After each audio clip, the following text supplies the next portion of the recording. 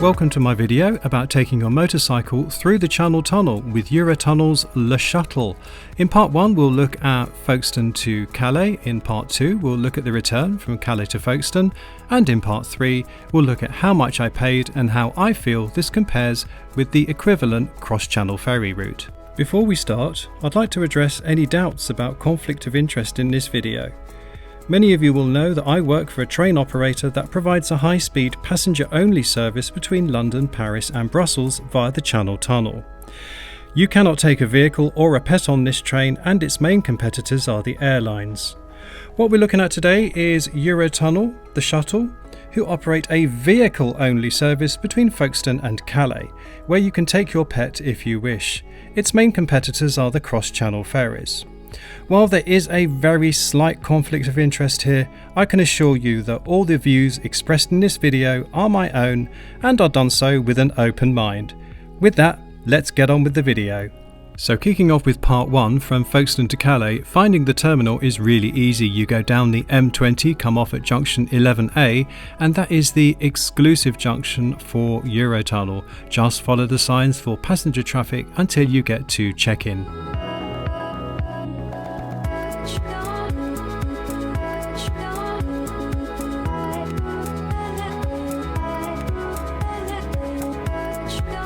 Now you may notice I got a little bit distracted here. Not only was I following a white Kia EV6, but I also saw an Airstream, and of course I'm always attracted to shiny Airstreams, even though this was in the lane for Flexi Plus. I wasn't travelling Flexi Plus and I had to move. Flexi Plus is Eurotunnel's premium service. It comes at an extra charge, and it's basically a turn up and go service for people who aren't committed to travelling on one specific crossing. I had a booking, so I just went to the regular check-in. With a booking you can go to any check-in booth, but you can, if you have a query or if you need to buy a ticket, there are booths with people manning them, so you can buy a ticket at the booth. Once you're at the booth, you need to put in your reservation number, which I did here, and answer a few questions, and then it will give you a ticket that you're supposed to hang behind your rear view mirror or put in your windscreen somehow. This ticket has a number and a letter on it, and that's your boarding pass. Now, obviously on a motorbike I didn't quite know where to put this. As we make our way around to the terminal building, you'll see a new shed on the right hand side, and that's for the new EU entry checks that come into effect in October 2025. So if you're watching this video after October 25, chances are you'll be routed through these sheds to complete the required EU entry requirements. As you can see, as we come into the car park for the terminal building, it is very busy, and I can see from the screens that there is disruption. I'm looking for somewhere in the shade, and eventually I'll find this lovely spot in the shade, but just remember this experience and compare it to the one we have in part 2 when we arrive at the Calais terminal. The terminal building itself holds no surprises. There's a duty-free shop, places to eat and drink, toilets, and for me, which was very good, a customer service desk, because by now I'd lost my ticket because I couldn't hang it anywhere. I don't know where it went. And when I got my replacement ticket, I was told that I was now rebooked on a shuttle that was over an hour later than the one that I originally booked, and that still wasn't showing as boarding, so I reckon my delay was going to be about 2 hours. However, the very nice customer service agent said if you're on a motorcycle, it's worth just trying to go through the border controls and see if I could get on an earlier train, so that's what I did. I left the terminal building and I went round to border controls to see if I could get on an earlier shuttle.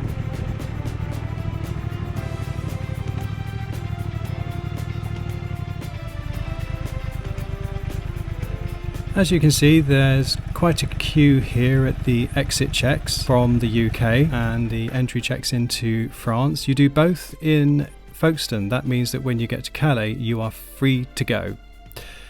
This little chap didn't seem to mind waiting, although I don't know where his passport is.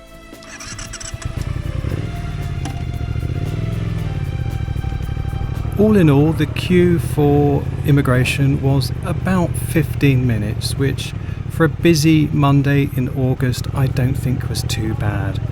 Next it was off to the embarkation area, the lanes where they assemble all the vehicles before you drive onto the train. Hey, 12, thank you. Cheers.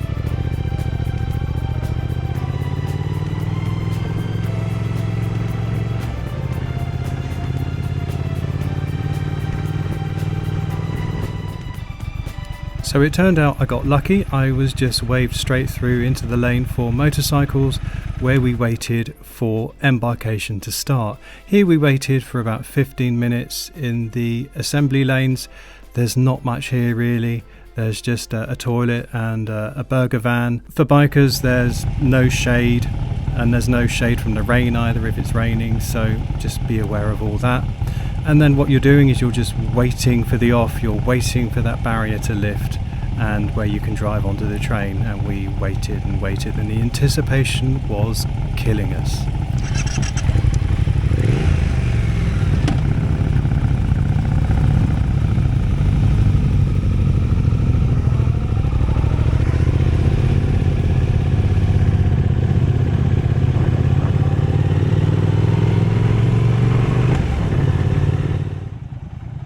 Now if you think that once you're through the barrier and you're going around to board the train, you go straight onto the train, you've got another thing coming. Well, at least we did. Boarding today was slow, laborious, and if I'm truthful, a little bit painful.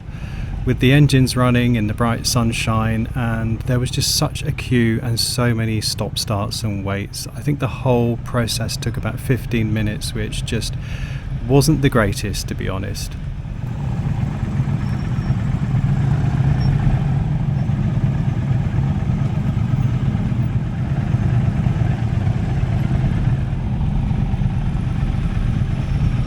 We were kept waiting at the top of this ramp for what felt like hours. It was probably nearer 5 minutes, but while we're waiting, let's have some music.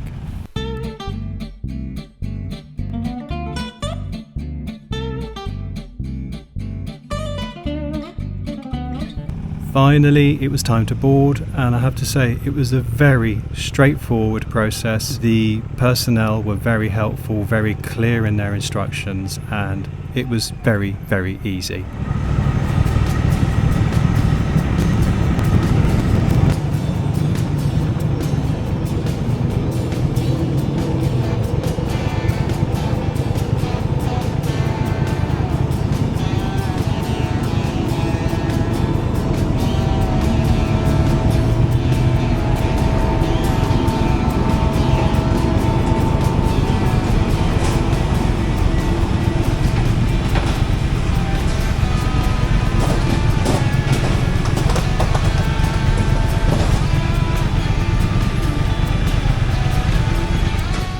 Once you get to your spot, you'll be stopped, and the idea is you put the front wheel to the curb, put the side stand down and put the bike in first gear. Now as you can see, this is not the most luxurious way to travel. There are no seats, you just stand by your bike. All there is really is a little toilet. That's about it for half an hour.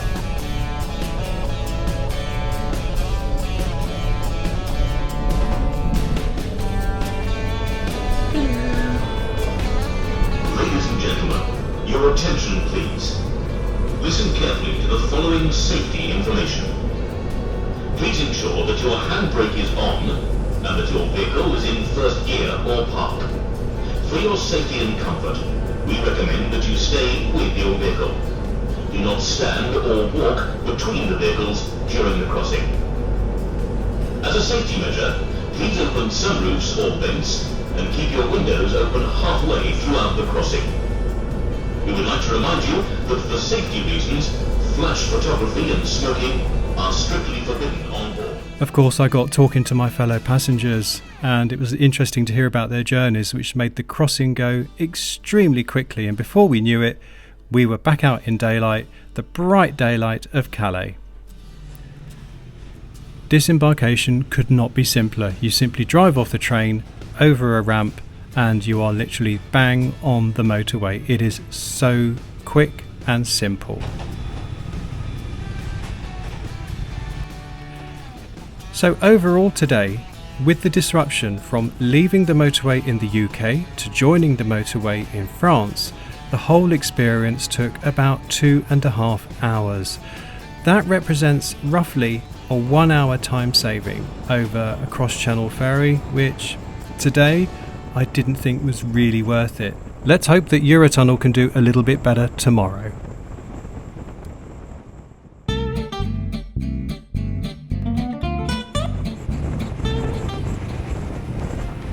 So here we are the next day in Calais, and just like in the UK, Calais Eurotunnel Terminal has its own exit from the motorway.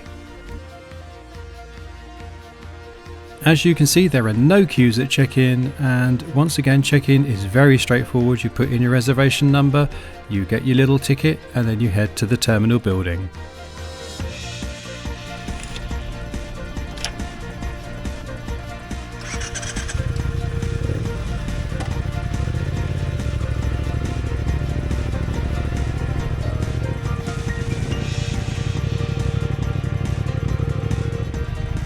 Now, I really don't like UK bashing, but the cliche that France is far more biker friendly than the UK is a cliche for a reason. You may remember yesterday in Folkestone, the car park at the terminal building was rammed and it was not a very good experience. Here in Calais, we've got a very, very helpful agent who's directing us here to the biker parking area, which has direct access. It's got a roof to protect you from the rain or from the sun, and it is right next to the terminal building. This is really good. This is how it should be done in Folkestone. Take note, Folkestone Terminal.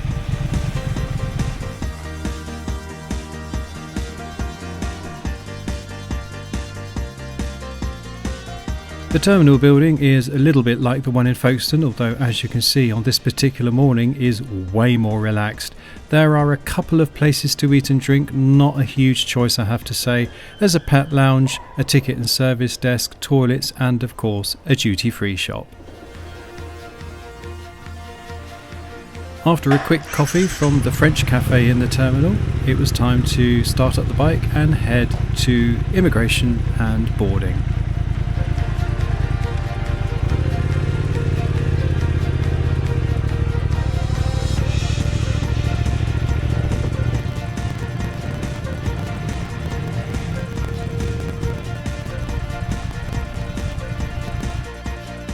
As you can see, we once again have some impressive queues at immigration. This queue took a total of about 20 minutes to get through.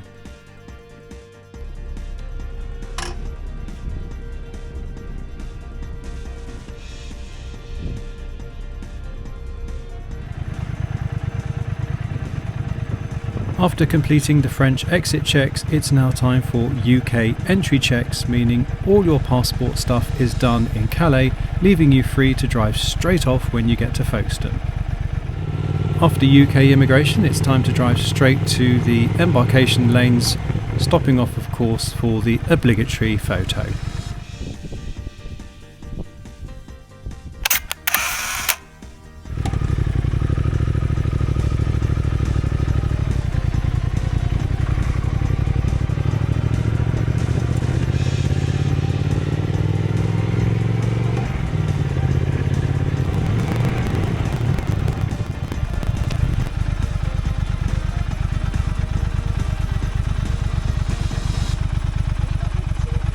Two. Thank you.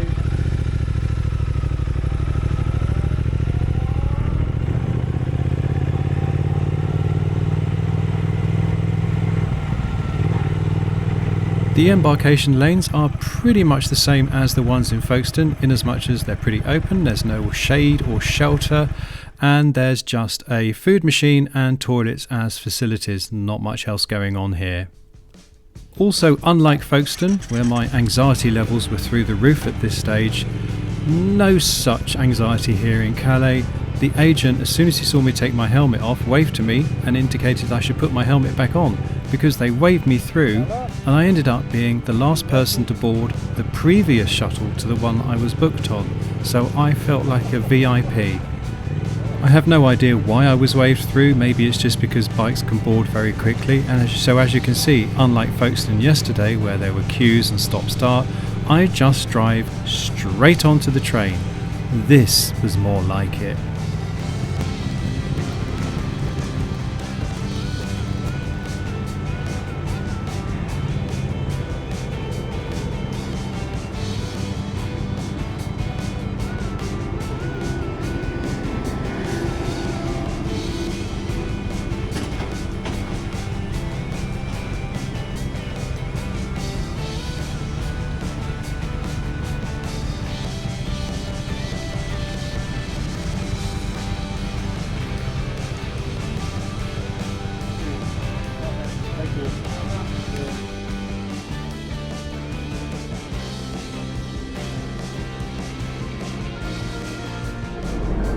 Well, the experience today was the polar opposite to yesterday, and I've got a carriage to myself. Look at me, Billy No Mates.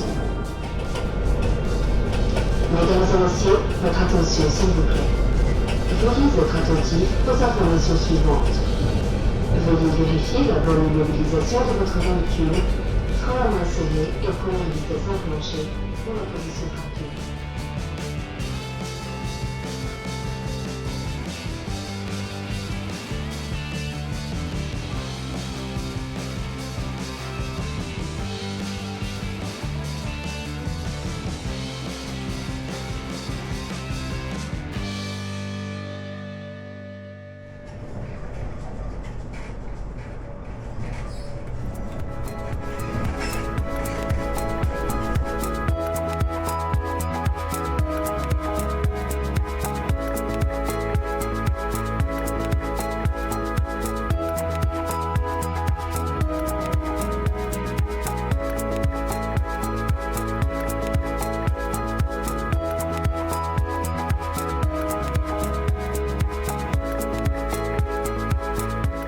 And then just after we've arrived in Folkestone and the fire doors are rolling up, the jolly old memory card on the camera fills up and the camera stops. So you'll just have to take my word for it that disembarkation in Folkestone is just as quick as it is in Calais.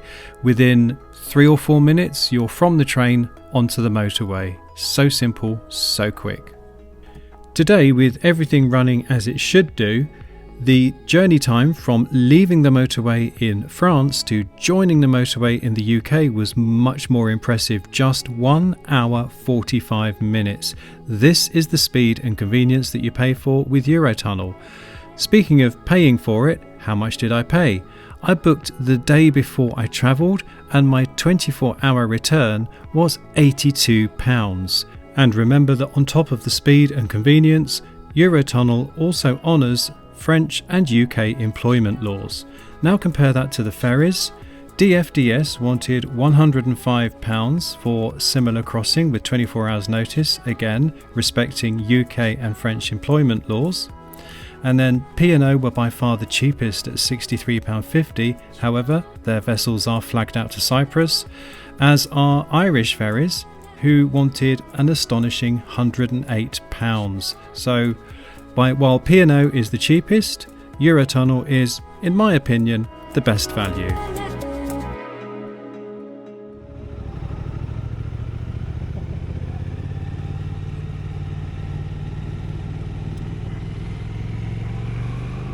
So as I arrive at my mum's house after an extremely impressive journey time of just 4 hours from Ghent in Belgium to just outside Dover in the UK, it just leaves me to say from Bradley, my mum's dog, from Ted, from Dougal and from me, thanks for tuning in. Hello,